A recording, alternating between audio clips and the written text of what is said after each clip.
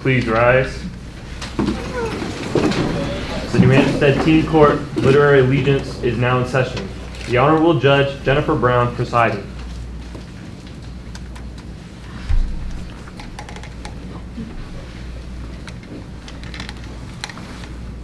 Everyone but the jury may be seated. Mr. Yarborough, please swear in the jury. Please raise your right hand. Do you solemnly swear or affirm that you will truly listen to this case and render a true verdict in a fair sentence as to this defendant? Yes. You may be seated.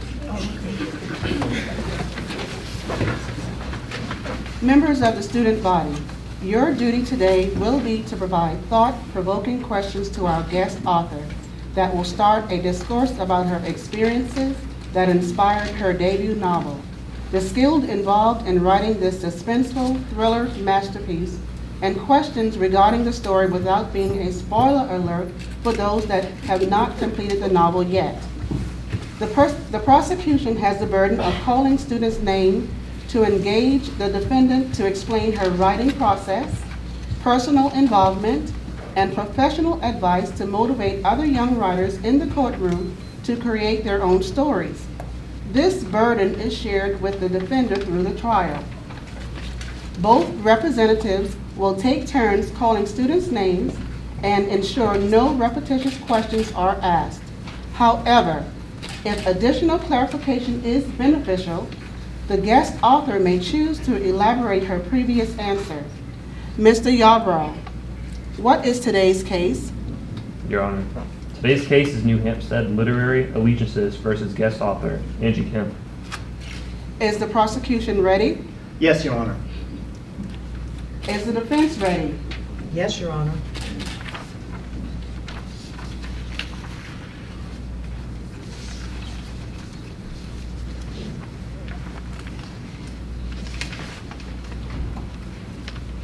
Your Honor, members of the court, good morning. My name is Patrick O'Connor.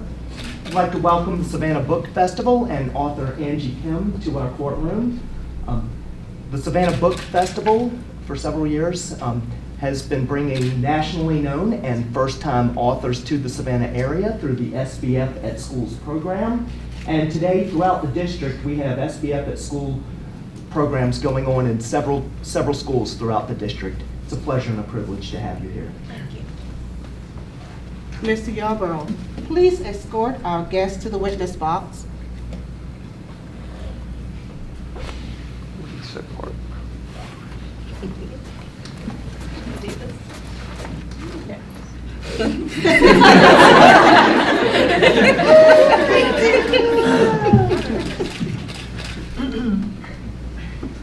Your Honor, members of the student body, my name is Lisa Clark, and I'm pleased to introduce our guest author.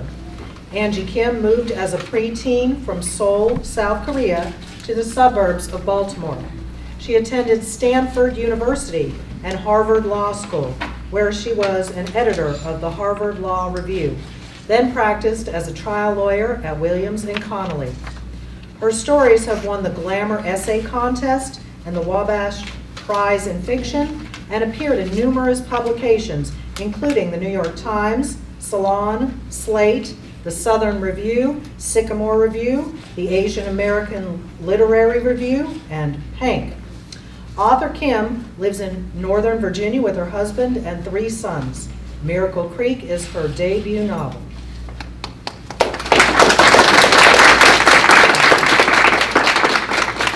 Mr. Yarborough, please swear in our witness. Please raise your right hand. Do you swear to tell the truth, the whole truth, and nothing but the truth? I do. Before the prosecution begins, Mr. Yarborough, please swear in our student body. Please raise your right hand. Do you swear to ask meaningful questions, listen attentively to the answers of our guests, not only finish reading the novel, but to use your personal experiences to become a future storyteller to help inspire others? Yes, I do. Mr. O'Connor, you may call your first student. Thank you, Your Honor. I'd like to call Hunter Ringhausen to stand, please. Your Honor, I am Hunter Ringheisen. I am a sophomore and I am part of the National Art Society Club. My question to the witness is, which character was the most difficult to write?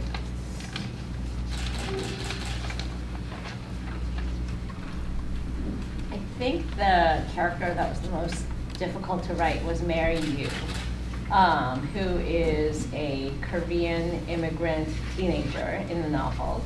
And during the course of the novel is anywhere from 16 to 18 years old.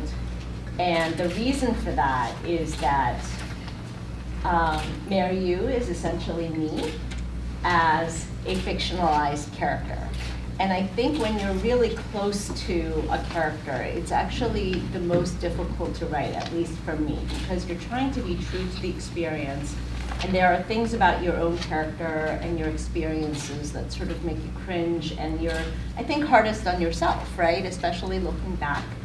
And I think that it was really sort of difficult to try to distill down what I was feeling myself as an immigrant coming from Seoul to Baltimore, and I, like Mary, was pretty awful to my parents.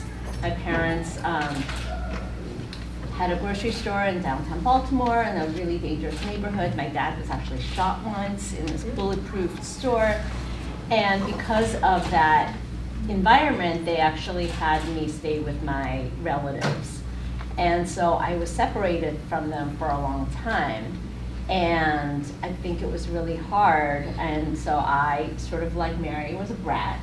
And I accused my parents of abandoning me and, just acted in a really horrible way. And now as the mother of 3 kids, I sort of cringe to sort of think of myself that way. And I think it was really hard to sort of go back and give my permission to sort of let myself have been as horrible as I remember being on the page, and at the same time show a little grace to the character. So I think that was I think the things that are closest to what actually happened might be the most difficult.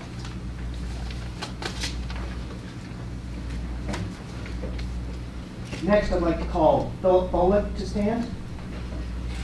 Hi, my name is Philip Gillich. I'm a sophomore. I'm dual enrolled in the National Honor Society. I'm also an immigrant like you. And my question for you is, what initially sparked your interest to write Miracle Creek? That's such a huge question. I could probably talk for like an hour about it, but I won't. Miracle Creek is definitely my first novel. I started writing in my 40s. So when I was in high school, I actually was a theater, I went to an art school, and I was a theater and piano major, and I did not want to be a writer. I didn't, especially having come over from Korea and learned English in middle school, I wasn't particularly good at it, I don't think. And so I stayed away from writing. It was so funny, even though my school actually has an amazing creative writing department. And when I started writing, they say that you put your own life into your first book especially, and that's definitely the case for me.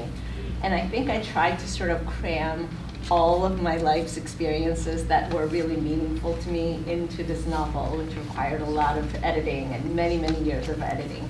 But the 3 things that really made it into the foundation of the novel are first my immigrant experience, and the fact that my family is so much like the Yu family that forms the foundation of this novel.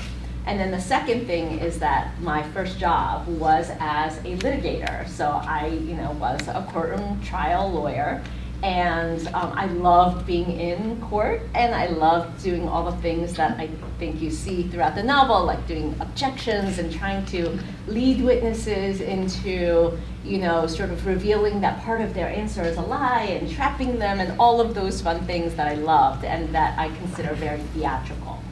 But I ended up leaving the law after only practicing for about 5 years because I I started realizing that I hated every aspect of being a lawyer except the courtroom aspect. And unfortunately, being in court is only like 5% of a lawyer's, actual day-to-day work. And so I ended up leaving and going into business. In any case, but I always thought back to that courtroom experience, and I love that you guys created all of these exhibits and things like that. This is just like, I'm just like looking around. I can't even believe that you guys did this. This is amazing.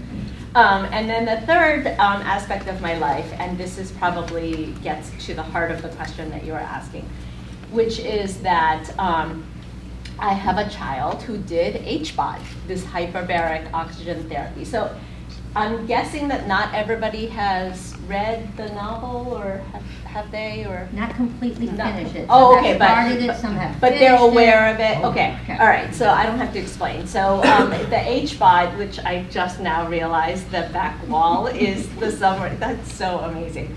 Okay, so I did HBOT with one of my kids. And having gone through that experience, he was suffering from ulcerative colitis that just wasn't responding to any of the treatments. And one of my friends who has a son on the autism spectrum was doing HBOT for her son and told me about some research saying that certain strains of ulcerative colitis were positively impacted, by HBOT therapy, and would I be interested in doing it? So I ended up doing that. And those life experiences sort of melded together.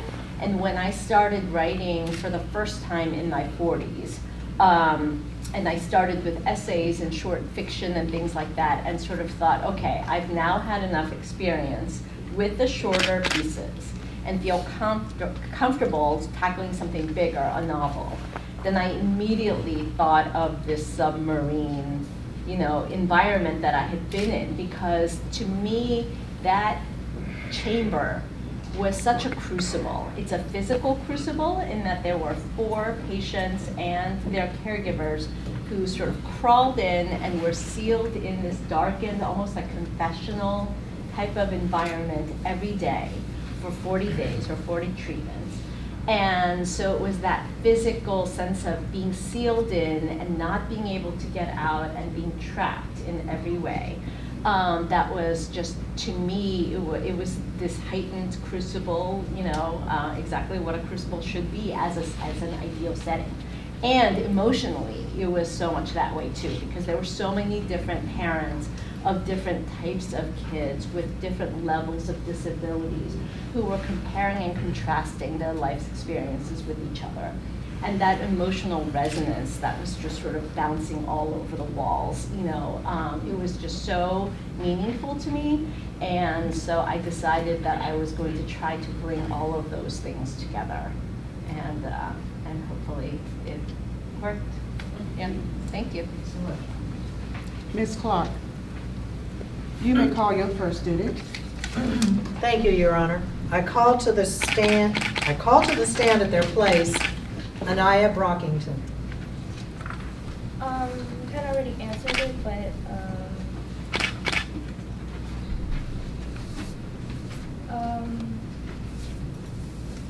my name is Anaya Brockington. I am a sophomore in track and at New Hampstead High School, and my question is there a reason why you gravitate towards the autism storyline? That's an excellent question. So it was both autism and cerebral palsy, and I think in the HBOT setting that I did, personally with my kid, it was mostly for kids with autism and cerebral palsy. Those were sort of the parents that somehow the marketing or whatever had reached.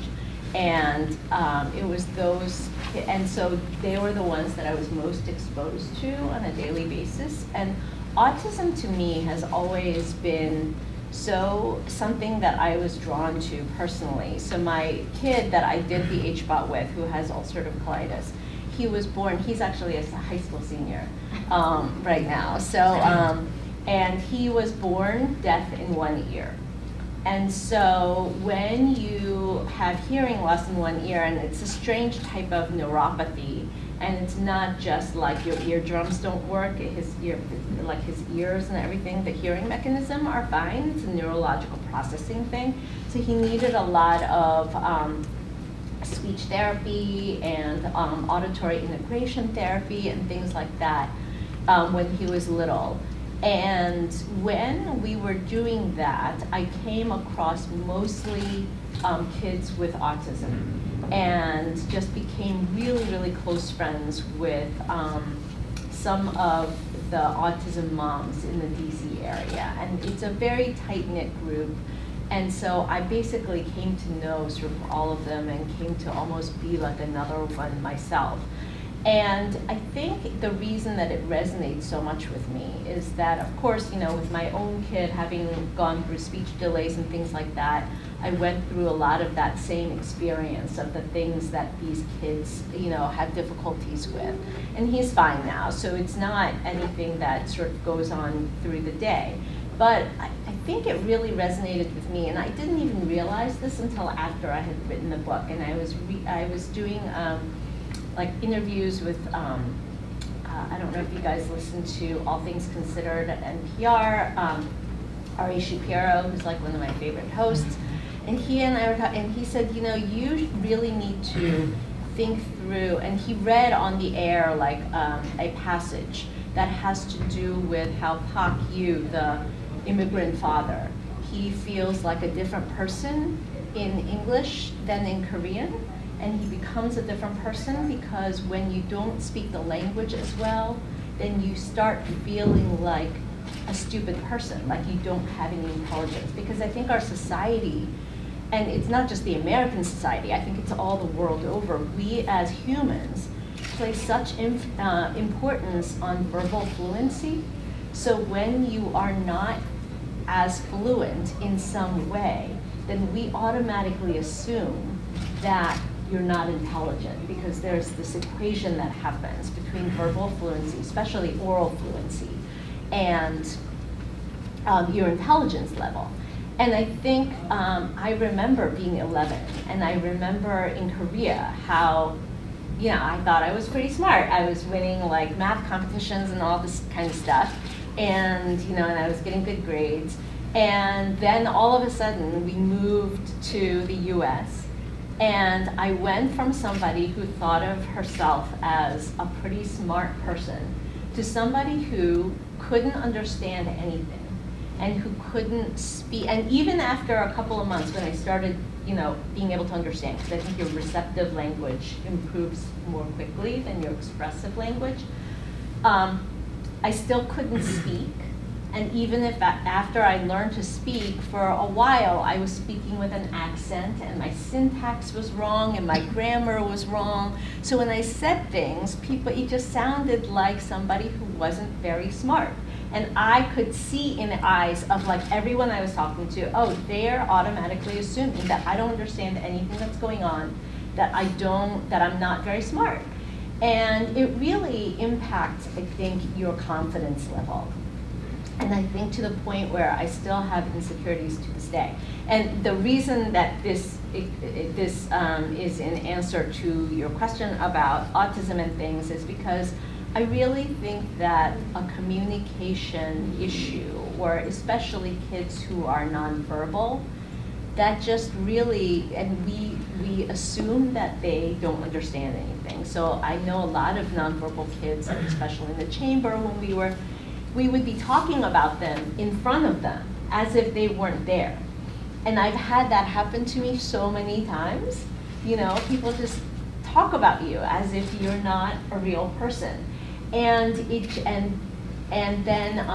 now with new technologies and communication, typing therapies and things like that are coming out for these kids who are nonverbal, we're starting to realize that a lot of these kids that we assumed couldn't understand anything actually have like these fully formed thoughts. They are following everything, they're highly intelligent, and as soon as they can actually get some sort of ability to communicate with us, then they're showing us that they have these fully formed thoughts inside of them. And to me, that was just so poignant and so tragic.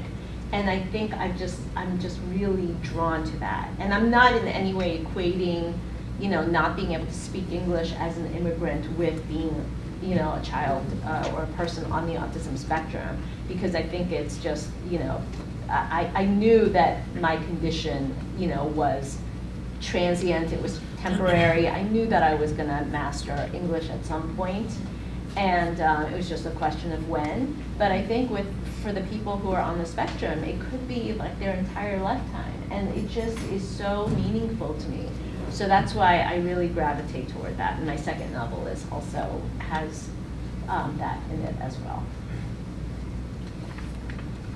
Could I pass to the defense? I think I took an extra question the first go around, so I'm going to let Ms. Clark. I call to the stand Laura Godfrey. Your Honor, I am Laura Godfrey, junior at New Hampstead. My question to the witnesses: what emotions were you feeling while writing the book? Well, it took me, I think, 2 years to write the first draft. And even before I started drafting, about 6 months of just free writing by hand in illegible scrawls. My handwriting is horrible. And just exploring these characters and things like that. And then revising, a lot after. But I would say, so it's really hard to answer just because it just spans such a huge, time. I think, one is, as a writer, complete terror. So I don't know about you guys, but I subscribe to the Dorothy Parker feelings on writing. And she famously said, "I hate writing, I love having written." And that is so me. I hate writing. It's just you look at the blank page or the blank screen or whatever it is, especially starting a new scene, it just terrifies me. So I would say the answer to your question is like a good 50% is terror and despair that I'm never gonna get this done. Is that I'm looking at this and I'm just like, how am I going to write a novel when it's taking me like 4 months to write the first 3 pages, because the first chapter used to be only 3 pages, and then I made it longer, like now it's like 5 pages. And, so basically, like, I will be 100 years old when this novel is finally done, and then it's gonna take me like another 20 years to edit it. So it's this like feeling of impatience and despair and like a lack of belief in yourself. All of the insecurities come bubbling forth, and I don't know any author, I've met so many authors this past year, and I don't know anyone who doesn't have that. In fact, to the point where now working on our second novel, some of my best friends who are debut authors and we try to make writing dates with each other so that we sort of say, okay, every morning at, like tomorrow at 11:30, we will promise to write from 11:30 to 12:30. And you would think like an hour, that's nothing. And we've done it once now. I do this with a friend of mine, and we've now done it once, and we've tried to do it over 3 weeks. And it just is just this feeling of like, not knowing what's going to happen on the page, especially since I don't outline. So I didn't know when I started writing this book, there's a fire that happens in the beginning, that's the inciting incident. I didn't know for a good 1.5 years or so who set the fire. So you really have to just trust the process and trust that it's going to come together at some point. And you just don't know it yet. And so it's a lot of like fear, despair, insecurity, and then alternatively, like you write one sentence that like you just love, and you're like, oh yeah, this is the best thing anybody could ever write. And of course I have to keep going, because if I don't keep going, then I won't have more sentences like this. So it's sort of going back and forth, ping-ponging. Your Honor, I'd like to call Josue Lemus to stand. Your Honor, I'm Josue Limas. I'm a sophomore at New Hampstead. My question to the witness is, what advice do you have as an author for future writers? I love that. I hope that there are some writers in this group. And the advice that I have, I think first and foremost, is to start small and get even small pieces finished and completed. And by finished and completed, I mean show it to other people, show it to teachers, show it to editors, show it to your parents, show it to your friends who are writers, show it to friends who are avid readers, and get feedback and revise and repeat the process for as many times as you can possibly stand it until you think, I am going to die if I have to revise this one more time. That's when I think that you're pretty much done. My husband, who's a legal writer, he's a lawyer also, he has the saying that, and he knows how much I love to revise, and he does as well. But he always has this saying. He says, at some point, when you're making revisions, it's not getting better, it's just getting different. And at some point, when enough people are telling you, yeah, like the changes that you made, I like them, but they seem the same as last time you showed it to me. I think around then is when you can sort of say, okay, this is done, this is polished, and then have the courage to send it out. Send it out to your student literary journal if you have one, or Google, literary journals that are taking the pieces of your genre and length, and just send them out. And sometimes it may take up to 100 submissions in order to get that one acceptance or even one nice note back. I have this folder in my writing room called Nice Rejections, and those are where somebody, they're all rejections for my stories and things, but there are people who said one nice thing about it, this is really close and the ending didn't work for me, or I really love your prose in this, or I love the rhythm of the sentences, or whatever. Even if it's a rejection, the fact that they took the time to say one nice thing about it, it made me actually print it out, because they're usually emails, and keep it in this folder that I look at. And it's a great way to keep yourself humble, to realize that even a story that you love, that you thought was totally ready, and that ended up winning a prize, might be rejected by people.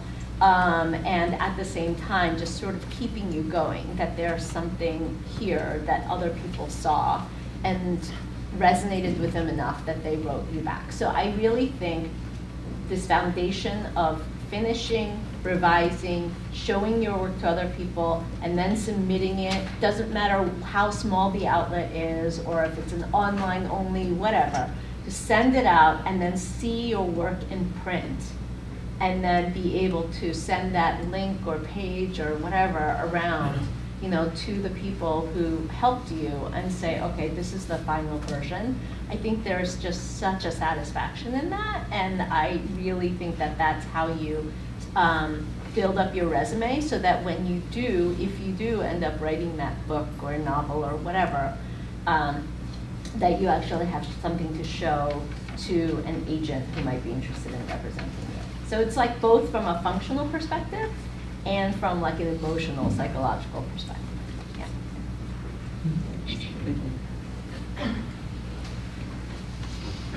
Your Honor, I'd like to call to the stand Natalie F. Hi, I'm Natalie Farntak. I'm a sophomore at New Hampstead. My question is, how much has your life changed after writing the book? So I think it's changed actually quite a bit. So first and foremost, when people ask me what I do now, I now say that I'm a writer or an author.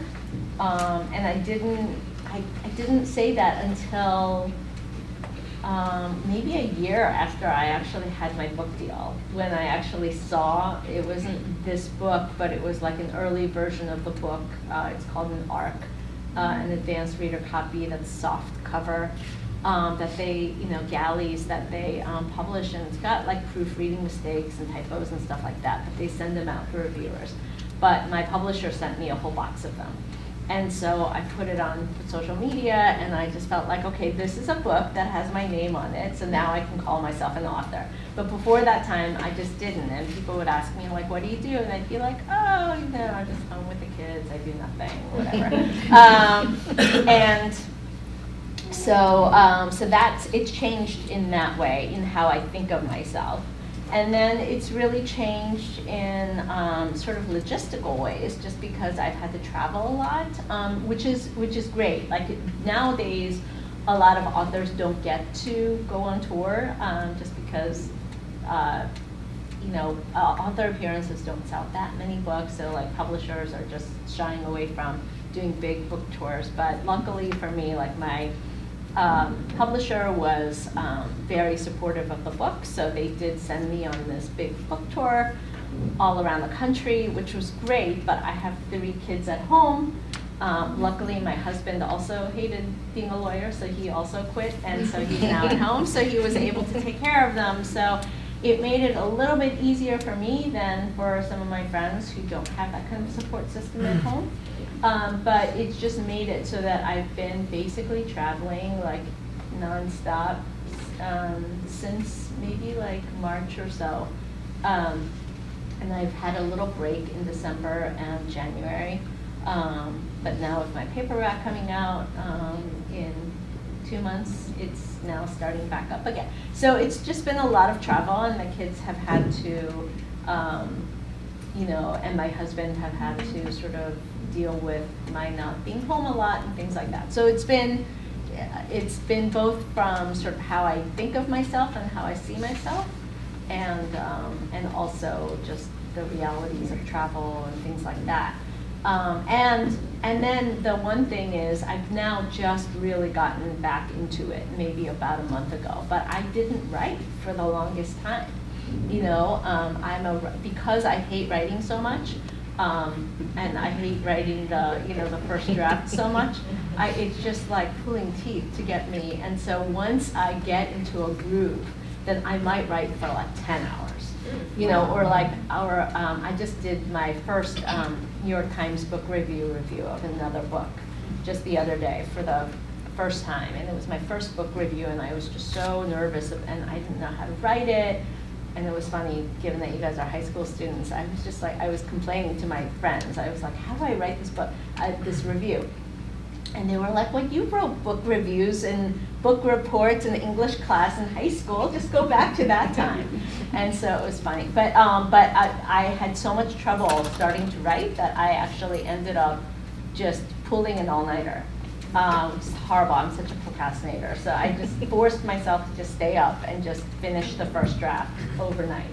So I really had to force myself into just writing a little bit every day. And like even today, I'm gonna force as much as I love Savannah, I was here like last year with my kids and my husband. I want to just go like walk around the city and things like that, but I'm gonna force myself to at least for an hour write today. So I'm really trying to get back into the habit.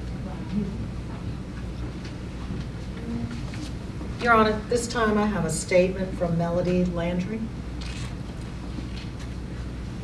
Your Honor, I'm Melody Landry, junior at the Hampstead as a legal advisor. I have a question for the statement. I have a special needs brother who was diagnosed with autism when he was very young. I admire that you raised awareness towards autism and the amount of detail that you put into the book to work towards treatments for this disorder. My question is, do you know anybody who's like a family member or friend that has been diagnosed with autism? Yes, definitely. So my HBOT mom friends, who have become such dear friends that I actually did HBOT with, a bunch of them have children on the spectrum. And in fact, my dearest friend in the world, who lives sort of in my neighborhood, like 5 houses away, about across the street, She actually has a child on the autism spectrum who's turning 18 this week. And we did HBOT together for her son and mine, and they're around the same age. And he is a passionate baker. And so she started a nonprofit called Whippoorwill. It's like we whip, we pour, we spread goodwill. And it's basically job training for people on the autism spectrum. And they just got their license so that they can, you know, actually go ahead and distribute the goods and sell them and things like that. And he made all these Korean-inspired baked goods, like cookies and things like that, like coconut, lots of sesame, all that. And on my hardback publication date, which was April 16th of last year, which was the same week as my 50th birthday, she had a party, a publication day party with all the baked goods from her son. And he spent like 2 weeks making you know, doing experiments of different things and trying to figure out like good things to put in there to make them seem more Korean and things like that. And champagne, and then had like a big thing where we invited all the autism families and all the HBOT moms and the autism moms in the groups that I was associated with. So I definitely know them, and you know, I know their struggles and also the joys too. You know, like in the book, there's a passage where a girl who has cerebral palsy says "mama" for the first time, and just the pure joy of that, and it just makes you think a lot about sort of the relativity of happiness and things. And it's funny that you asked that. Just this morning, I just got I was tagged on Twitter by someone saying that she just read it. I think it's a she, and she has I forget what the hashtag she used was. It was like actually autism, or I'll have to look at it right when I'm done. But she, I guess, has autism herself, and she was just talking about how meaningful the book was, and reading about, you know, sort of the autism mom culture and things like that, and sort of showing the struggles that they go with, how much she appreciated that. And so those are the most meaningful to me. The #1 Goodreads reviewer, Goodreads, I don't know if you guys know Goodreads. Goodreads ranks reviewers. I don't exactly know the criteria. I think it's like how many people follow your reviews or like them or something. I don't know. Anyway, but the #1 Goodreads reviewer like in the world is this woman named Emily. And she's British, and she actually has autism herself. And her review of my book, which came very early on, has become like the most popular thing that I just really attribute to really getting that community, especially the special needs community and the autism community and the special needs parenting community, to really be aware of the book. So I'm really, really grateful for any insights like that. So thank you.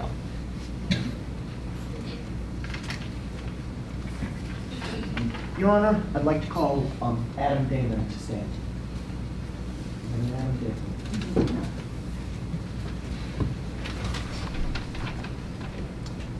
Your Honor, I am Adam Damon, senior at New Hampstead. My question to the witnesses: was there a certain mindset that you had to get into to write from the perspective of so many different characters in each chapter? I love that question because it gets back to something that I alluded to earlier, which was that I was a theater major in high school. So it's funny to me that a lot of people say it's funny that, you know, you didn't write until so late in life. But I think that that's not completely true, that I didn't create. Like, so it's true that I didn't write it down on paper, but you know, when I was like your age, when I was in high school, being a theater major, I spent like 5 hours every day, every afternoon from like after lunch till like 5 p.m. or something like that, was actually spent on the theater stage just doing improv and weird breathing and things like that. And the improv in particular, you have to sort of get into a character's mindset, and you sort of have to create, and you have to really imagine the scene and things. And this is why before I started even writing the novel, I did about 6 months of pre-writing. And I said I did this free writing by hand. And it wasn't even important what I wrote down, but it was just that I was getting to know these characters and their voices. And so I have 7 POV characters in this novel, and they go back and forth. But each chapter features one particular POV character. So for that chapter, I would basically have to spend at least a good week just sort of writing in that character's voice, almost like diary style, in first person. Like, I did this, I did that, I can't believe she did this to me, and blah, blah, using the kind of language that character and the syntax and things like that character would use. And a lot of my writing is just like me. My husband comes like upstairs to my writing area, and he's like, "You're not even writing. I thought you were supposed to be writing," because I'm just like walking around in circles, because I'm just like basically like pacing back and forth, like, and closing my eyes and trying to like put myself into that scene, and really doing this like almost like method writing. That focuses in on that character and that character's perspectives and what they're seeing, what they're feeling, what that feeling feels like physically throughout their body, what they're smelling, all of those things. So that's sort of what I've had to do for each of them. And the biggest thing about, it would have been nice in retrospect if I could have done if I'd known what was going to happen, I would have written all the Mary chapters in like one fell swoop, and all the Matt chapters, but I didn't do that. I went from like Matt, and then once that chapter was done, I'd be like, okay, who's the next character who needs to sort of step in at this point? And by virtue of doing that, I did lose time in the sense that I had to sort of take a lot of time to sort of forget about that character and really put myself into this next character's perspective, and really try to figure out what that person would be thinking, feeling, how their perspectives on the incident that just was described by this other character, how they would view it differently, all of that sort of stuff. So I don't think it was the most efficient way of telling the story of writing a novel, but fortunately, it's the way that I write, so yeah, thank you. Thank you. Members of the student body and special guests in the room, you have heard all of the testimony within our allotted amount of time. It is now time to take pictures with our guest author. Please remain seated. Before this activity takes place, I would like to encourage you and you alone to let this experience today inspire you to come to the Media Center more often to check out a book to read. Once you open your mind to the written words of others, you will gain not only perspective insights about life experiences through characters, but learn how to use written words to effectively communicate your thoughts with others. Let's show our guest author and the members of the Savannah Book Festival our appreciation for this special visit today, and for the donated books that will be available for checkout to other students for years to come. And a special thank you to Ms. Daniel and Mrs. Polite for selecting Mrs. Angie Kim to be our guest author this school year. And a very special thank you to the Media Center pair facilitators for setting up our New Hampstead court for today's visit. Thank you. Can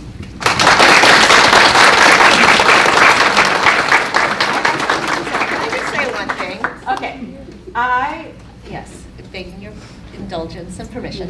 Okay, I just need to say one thing. This is so special. The setup is unbelievable. I've gone to many colleges and high schools, and just not only the thoughtfulness and insights of the questions themselves, but this setup is just it's incredible. I'm so honored. I'm so incredibly happy, and I'm just like floored by this. This is amazing. And the charts, that, I mean, it's one thing to see it in the book, and these are based on my scrolls and whatever, but to see them actually actualized in like the 7-Eleven picture, and this is unbelievable. I'm floored. Thank you so much for making this happen. And I really applaud you guys. Thank you.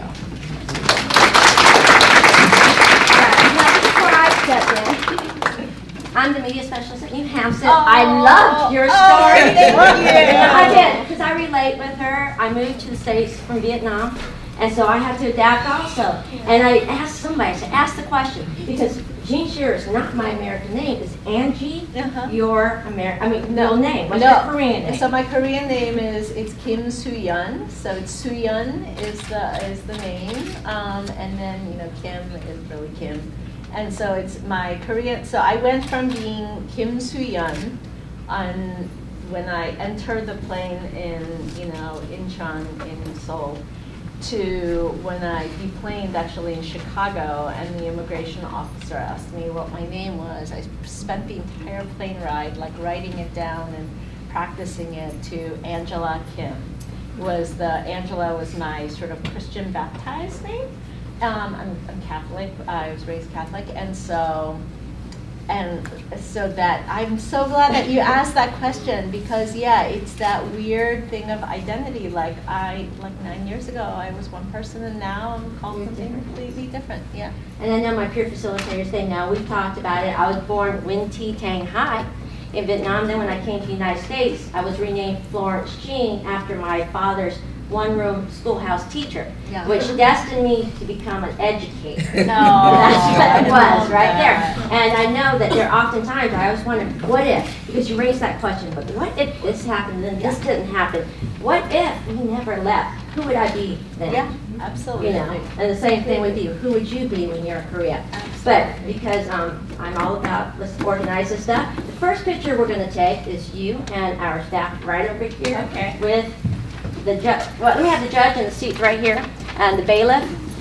We have the attorney. We're going to take to this way. You have different pictures in different groups. Just take one. This is wonderful.